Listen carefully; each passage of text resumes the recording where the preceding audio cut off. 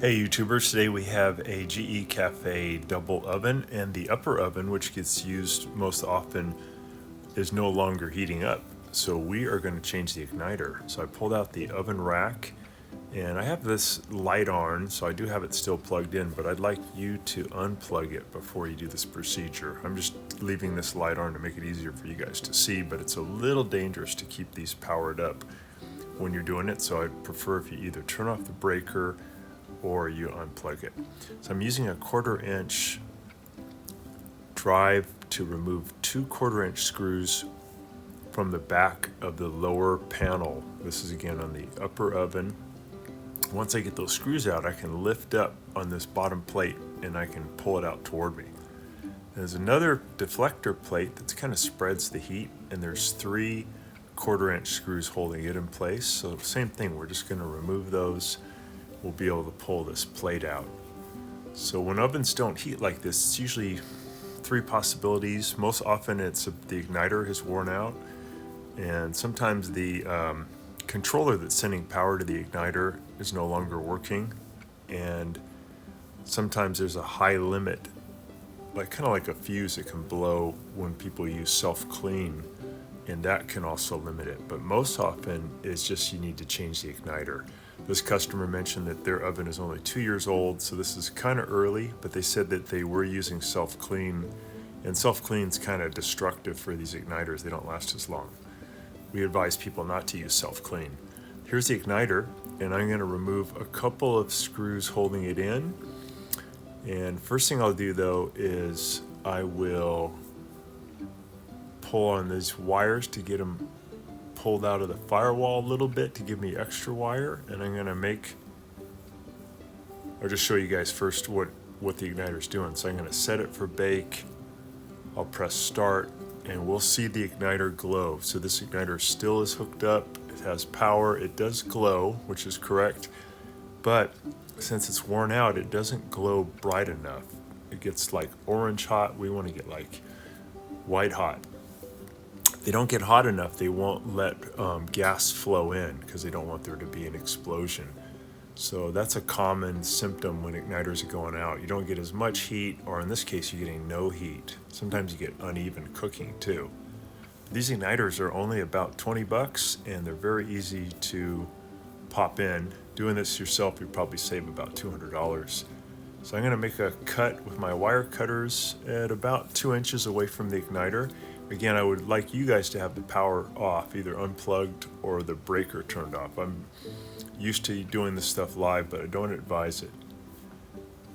So, did those cuts. Now I can remove the igniter.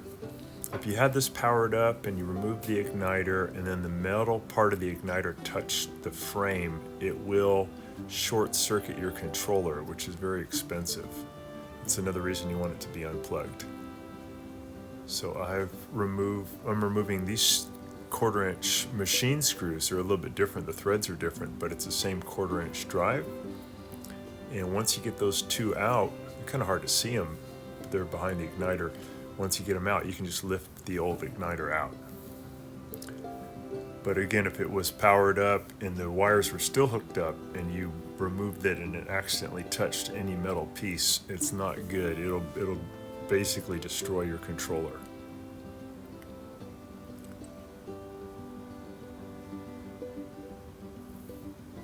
So we get those little machine screws out.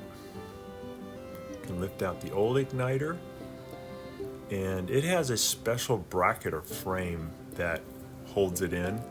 This is what the new one looks like here in the corner, but its bracket's a little bit different. All we have to do though, it's pretty easy, is we have to just slightly bend on the new igniter frame to remove it. Go bend out to the right, bend out to the left, and then the porcelain and metal pieces of the igniter can come out. Be really careful not to bang that metal piece of the igniter because that metal is very fragile. And we're going to bend out the old frame because we're going to reuse it. I'm going to remove the old porcelain and metal igniter from inside that old frame, and then we'll put the new igniter inside the old frame, and then we're just going to use our fingers to squish in that metal onto the new igniter, and then I'll actually squeeze a little bit, not really hard, but a little bit with a pair of pliers so that it's holding into that, that frame is holding into that igniter. Okay, now I'm going to be really careful I don't bang up that metal part of the igniter, and I'm going to put... Helping you, please consider pressing down in the lower right hand corner of your screen the subscribe button, and that really helps our channel. The 1/4 inch screw into the drive, and then I'll put that into the hole, and then I'll again very carefully guide this igniter into position, and I'll be able to see the hole a little bit from where I'm at here. I can see that back hole, I can line it up, and then I'm just going to gently twist righty-tighty to feed those machine threads from that screw into the frame and get that nice and tight. Then I'll repeat the same process with the second 1/4 inch screw. And I've been really careful not to bang up that metal part of the igniter because it is so fragile.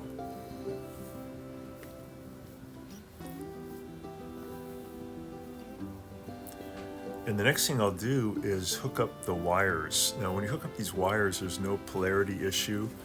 So you can hook up either wire coming from the oven to either wire on the igniter.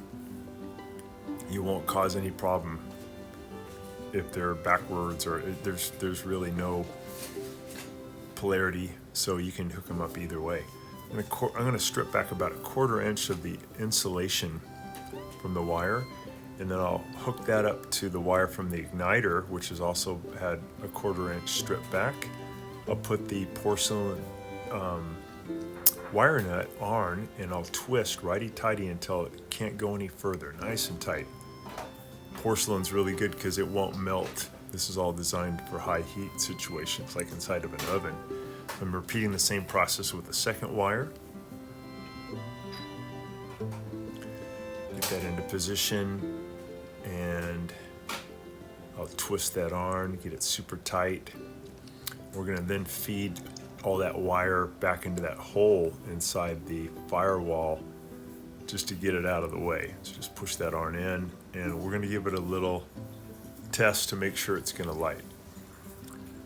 So the difference between these old igniters and the new igniters, they both glow, they both light, but the new one glows brighter and has a different resistance value that lets the safety valve open up. So I'm pressing bake, I press start, and it should fire up here pretty quick. It should start to glow usually within 30 seconds.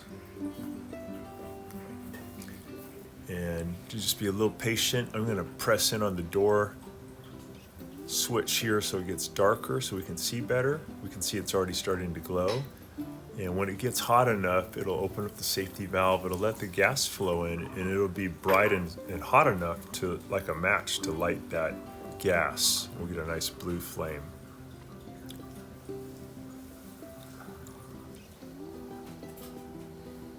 There we go. So there's our flame, looking good.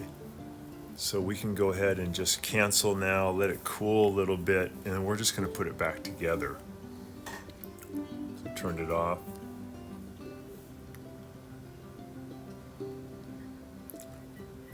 So we're feeding the heat deflector back in. It has 2 tabs in the back, and you just tighten up the 3 screws in the front. We're putting the lower plate back in. Fits in on the lip in the front, and we set down the parts in the back. We add these longer 1/4 inch screws back in. We just spin them in by hand, and then we can get them tight with a wrench. And that's it. After that, we put the rack back in, we close the door, and we're going to go ahead and set it for 350 degrees, which is a common baking temperature. And we're going to let it heat up and make sure it can get up to the proper temperature, which this one did. It did great. You do probably want to let this go up to 350 degrees and hold it for about 20 minutes to let it bake off any kind of smoke or gas coming off the new igniter so it wouldn't contaminate your food, and then it should be okay to bake. Putting in the rack, Close it, set it for 350, and we'll press start.